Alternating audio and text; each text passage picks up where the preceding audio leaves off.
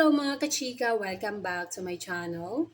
Kahapon ay tumungo nga ang Team FPJ's Batang Quiapo sa pangunguna ni Coco Martin sa Bacolod upang umattend sa Happy Mascara Festival dyan.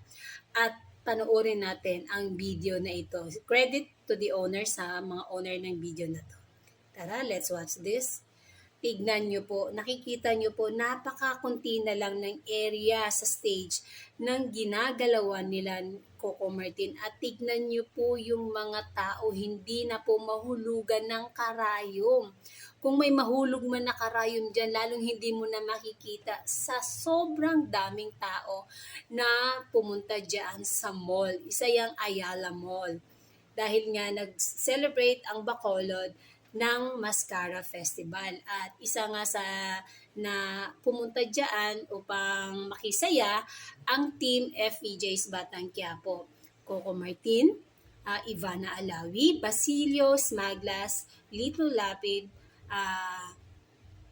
si Laura Tolentino at marami pa po silang kasama ng mga ABS-CBN stars tulad na lang nila Alexa and KD. Marami pa po.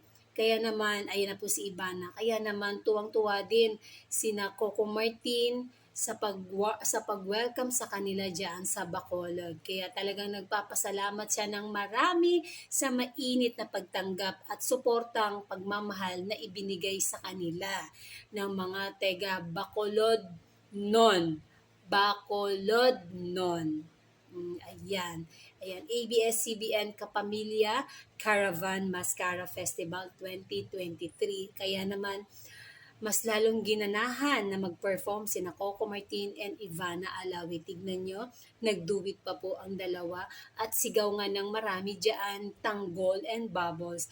At kinikilig nga sila dahil maganda naman ang chemistry ni na Ivana at Coco Martin sa kanilang eksena, sa kanilang tambalan sa FPJ's Batang Quiapo bilang tanggol and bubbles. At napanood nyo ba yung eksena na nakasakay ng motor na tumakas nga sila ay nagpakitang gilas nga si Ivana Alawi dito. Ayan, ang sigaw ng karamihan dito kay Coco Martin ay tanggol at napakapogi nga daw ni tanggol. At tignan nyo ang mga tao, lahat po ay nakataas ang cellphone upang kuhanan ng video o picture si Coco Martin.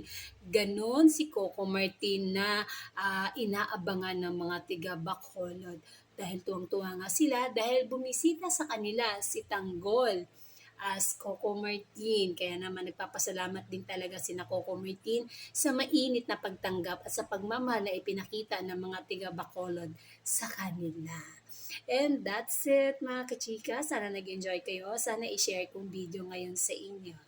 Huwag niyo pong kalimutang pindutin ang like, share, subscribe, and hit the bell button para ma-notify kayo if ever may bago akong update. Thank you for watching. Bye! Thanks for watching.